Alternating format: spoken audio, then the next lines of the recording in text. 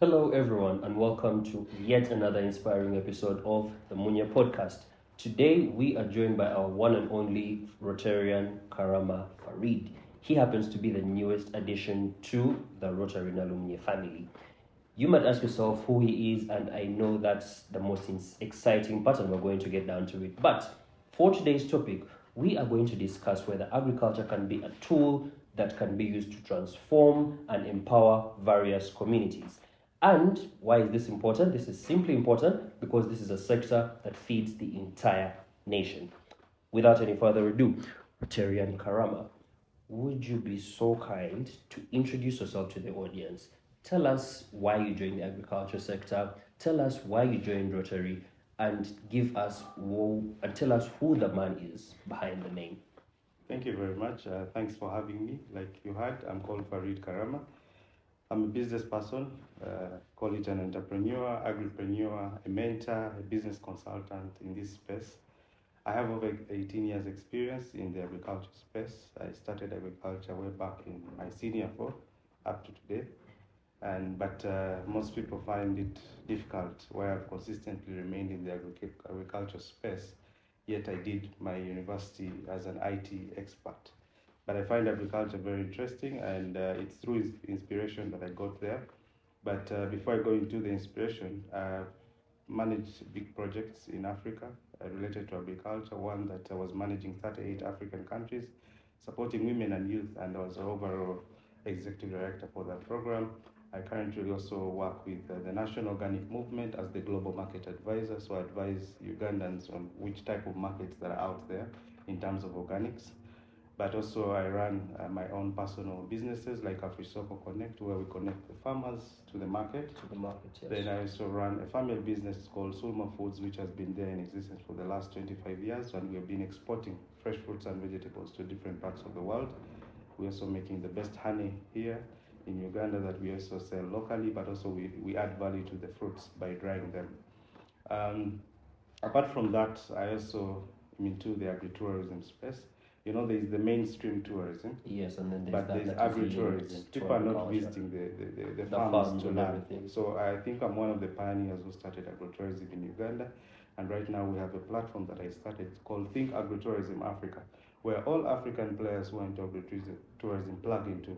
And that's one way we are promoting ourselves. Beyond that, I love mentoring young people. I've mentored over, 500 young people all over Africa, who we started with them, growing with them, at least supporting them in one or the other, but also trying to show them that agriculture is the way to go. Since I didn't go back to the IT field, yes. But agriculture is the way to go, and I'll never.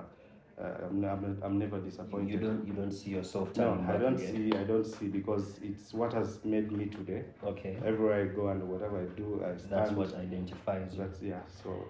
And last week, the whole of this week, actually, we have been in Ginger Show, and everyone was talking me about one of the pioneers for agriculture. Yes. So I think that makes me proud, and that's what makes me stick here. Why I joined Rotary? I think this is a very interesting question. Yes. I was a Rotarian before.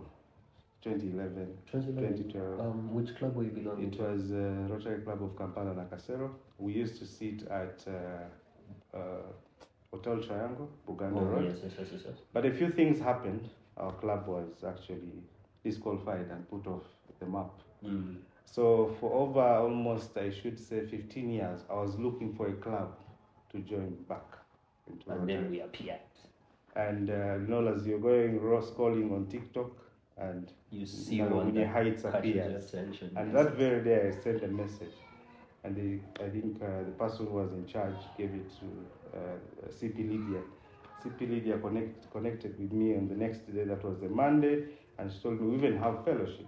And that evening I was there. And that's when you joined? That's when I joined. But before that, I used to attend several Rotary meetings when I travel, because I used to travel a lot. And I would go and travel as a guest, meet as a guest. But I felt I was missing something. That family that I created before. Yes, that's true. So when I joined, the first day I joined the fellowship, I think I found the club was very interesting, young, energetic. I said, I think I'm in the right place. You're like, this is home. Yeah, this is where I need to be. That's where I am. You see, ladies and gentlemen, I love going through the protocol. One thing that we see from Mr. Karama is that he happens to be a change maker that will take that step that many people will not usually take. You see, judging by his response, he is someone from a field that many people deem competitive, but then he looks into another field, gets into that field, and then prospers into that field. So this goes to beg the question outside the fields, how would you briefly describe yourself outside farming, outside Rotary? Um, I think a simple person, open to learn, open-minded, I should say, and willing to serve. You know, that's why you see many organizations that come to me always request me to work with them. So I'm willing to serve. I'm willing to connect, and I should say I'm a simple person in general. Well, we can see from the responses, they are very mild, very well thought. So that simplicity in there is self-explanatory. Now, see, on to the topic of today. Can farming be a movement? And if so, can we explore how agriculture in of itself can foster maybe business or can foster impact through Rotary? So this again tries to lead us into a different conversation that happens to be, what areas specifically of agriculture are you invested in? With that at the back of your mind, and why would you say that those areas are profitable? Why would you say that those areas are the best of the best? Yeah, let me take ourselves back. I remember when we were in school, any punishment would be given was to go and Go to the farm. But right now we're changing the norm. That agriculture is nice, it's good, it's profitable, and when you go to the field, I always tell people that whenever you find me in the farm, I'm not dressed like a farmer.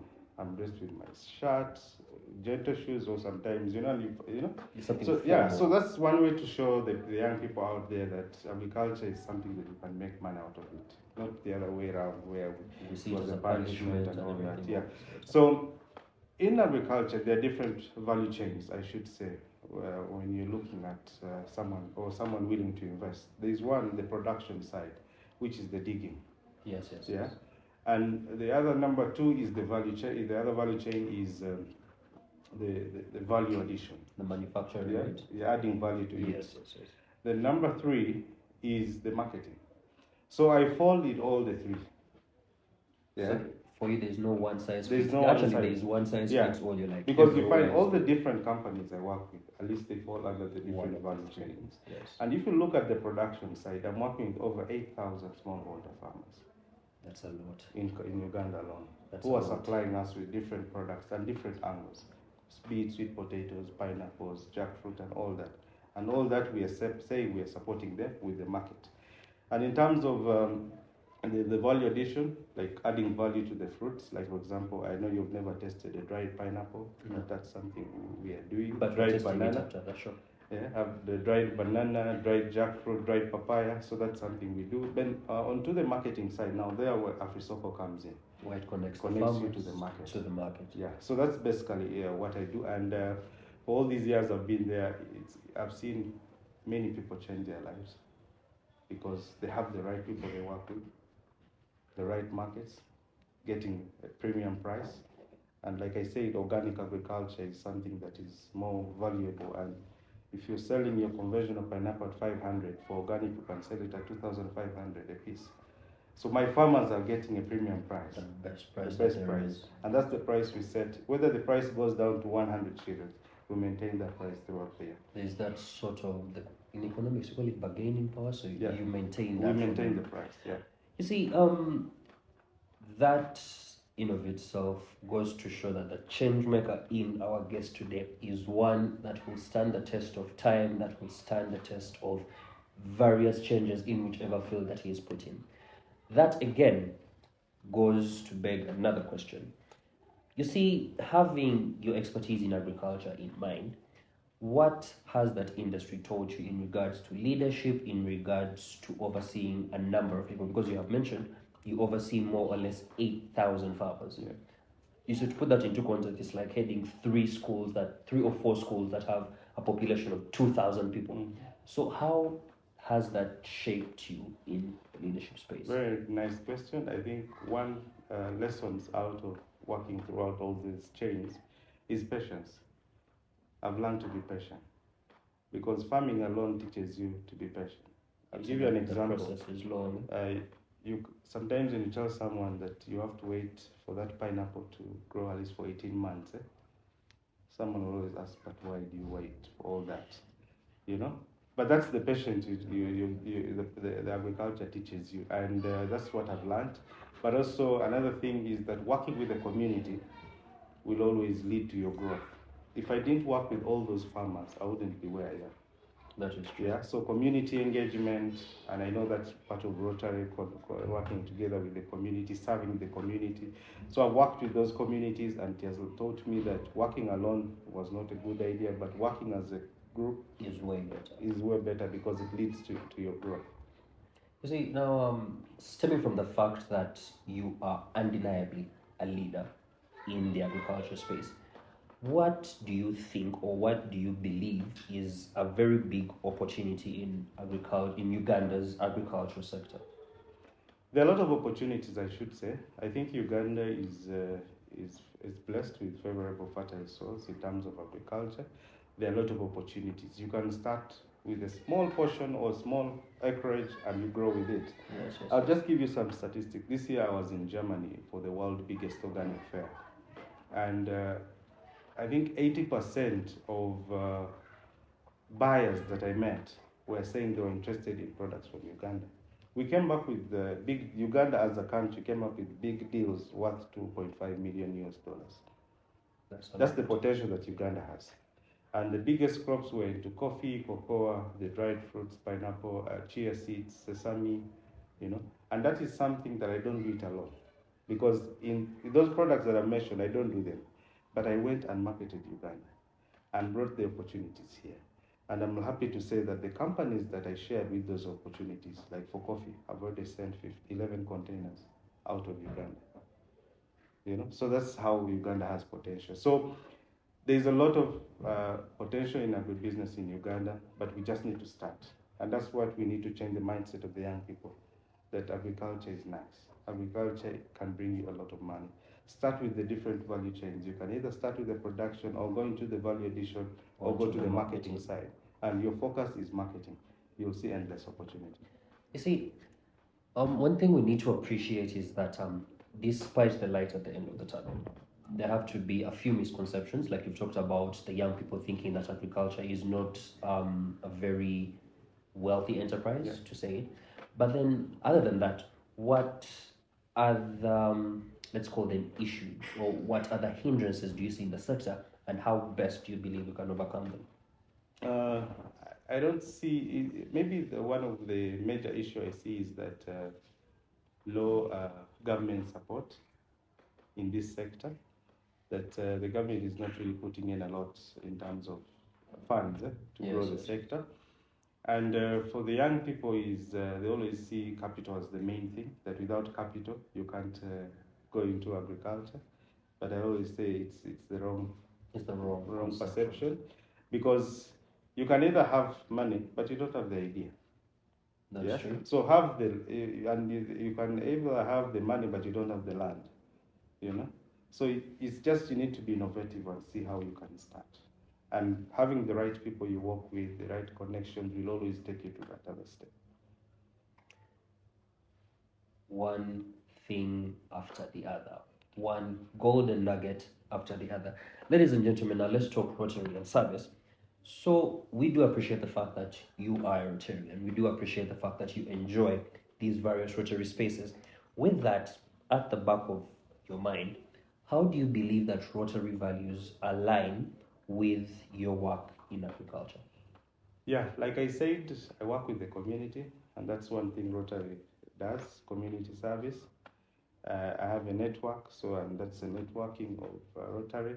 And Rotary creates that different platform. So I feel that with the platform that I'm in as Rotary, then I'm going to capture bigger audience. Yeah. And that's really an example. And I just joined the Rotary Club of Nalumunye Heights. I was in Gulu, and I said, okay, let me go and visit the Rotary Club of Gulu for their fellowship. And when they saw me, they were excited. So I felt, okay, I'm at home. And it's like people I met very many years, but it was the first day. So I feel that connection in Rotary, and that's why I've always wanted to be part of the Rotary Club. See, being part and parcel of the Rotary Club is one thing, but there's another thing that we need to appreciate. Being part of such callings and such societies call for service, they call for impact in the various communities where we dwell. With that put into perspective, how do you believe that Rotary projects can interact with agriculture in a way that would create meaningful impact in the long run? Yeah, that's a very good question, and that's something that I want to introduce in my club as a new member, because I feel that agriculture impacts very many people, because people eat on a daily basis. So we That's need to very do true. a lot of projects within, and if we go and you see, the knowledge of agriculture is wide, but there are some communities that lack that real knowledge. So I think if we pass through or get through Rotary family and go and impact down some more knowledge, then maybe it will increase. I'll give you an example. This week again, I was on one of the radio stations in Ginger. It's a Usoga radio, Baba FM. Oh, yes. And I was talking about how you can make your own liquid organic fertilizer using materials that are just within your compound. We received many calls, and people are saying, we need you to come and train us. So I think if we go through Rotary for such initiatives, I think that would impact very many people, because people now are looking at their health and they want to grow things organically.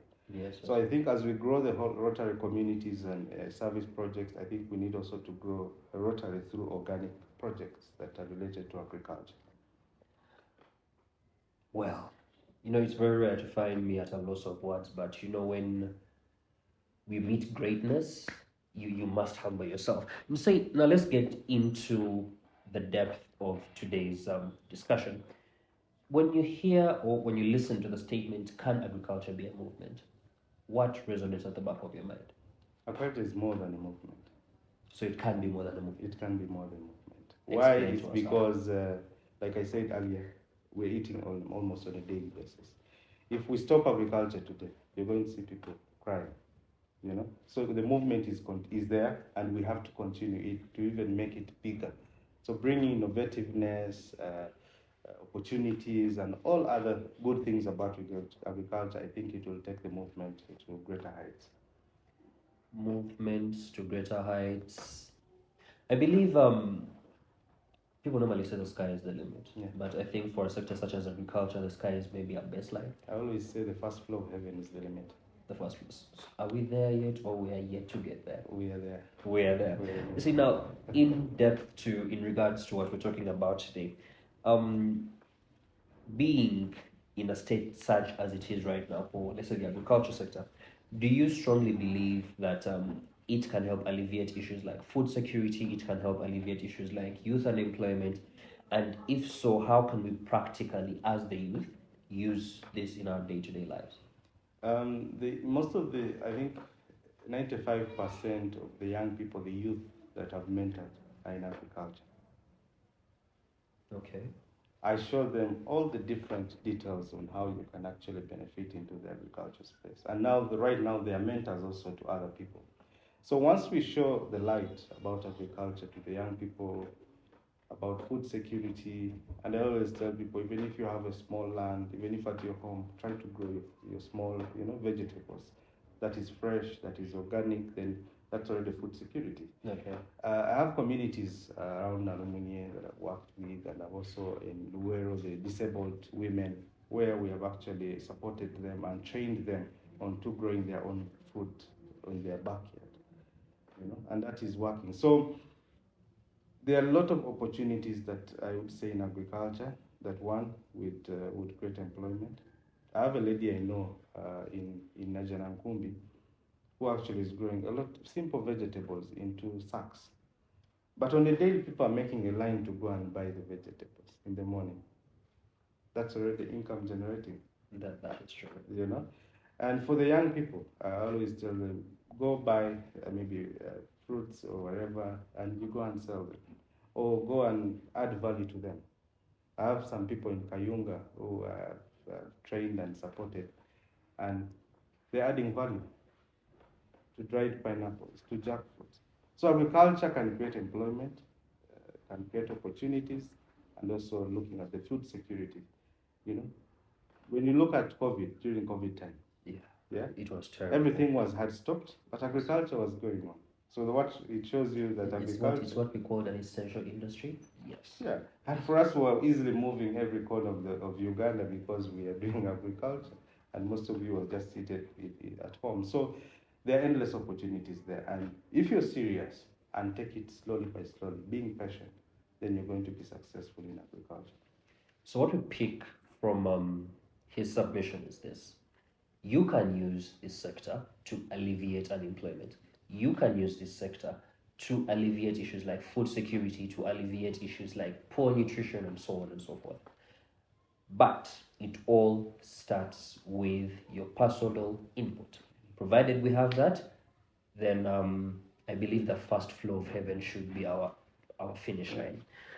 On to the most interesting part of this entire engagement, the rapid fire round. In this particular case, I will ask you a question that will entail you to pick between one or two options.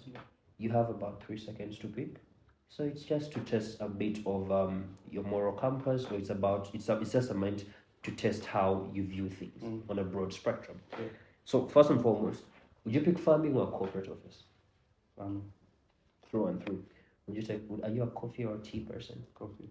I mean, it brings money, so that's a good one. So do you believe in early mornings or late nights? Early mornings. I mean, the early bird always catches the worm, right? Yeah, the early bird always catches the worm. Then, would you be someone who would choose one crop or multiple crops? Multiple crops. So what do we pick from this engagement? We see that one, he's someone who gets up early in the morning. He is a lover of coffee. He is someone who would choose the garden over a corporate office. And last but not least, he will use everything at his disposal to create undeniable impact. Then, this is another very interesting thing that I would love to let's say air out of this platform. Could you tell us one way you believe that Rotary could, you see, besides the projects that you've talked about, besides the plans that you may have for Heights as a club, would you try and give us the practicality that you would implement so that we can have Rotary movements go down to the community and then teach people more about the things that you're an expert in? Yeah, thank you for that question. I think the best way is that first I would feel that I know we have very many Rotarians who are farmers who are into this space, but I think we need to, as Rotary, what I believe is that we need to go back to our different communities and see what is the missing link in line with agriculture. Then we can work out something and go back and support those initiatives. That's very thoughtful of you. So as we draw this to a close, why, not even why, because we've had a lot of whys, what is your message to the viewers out there in regards to the sector you're an expert in? Yeah, thank you very much. I think my one message would be is that agriculture is nice, it's profitable, but requires patience. If you want to come and join agriculture and you want things in a faster way, then you're in the wrong place. Come in knowing that there's things that you might do and there are things that you will get that are not going to work out for you. So come knowing that patience is the forefront that will lead you to the success in all your projects that you're going to do in land with agriculture. And maybe lastly, I would say that organic is the way to go. Thank you. It would be very immoral of me to add anything or subtract anything from what Mr. Karama has said. With that, I would like to thank our dear viewers for joining us for the third episode. In fact, 3 is a lucky number 3. Thank you for joining us for the third episode of the Munye podcast. Do not forget to like, share, and subscribe so that we can see more of this content. To Mr. Karama, thank you very much. And I believe we shall be seeing you again on here. Thank you.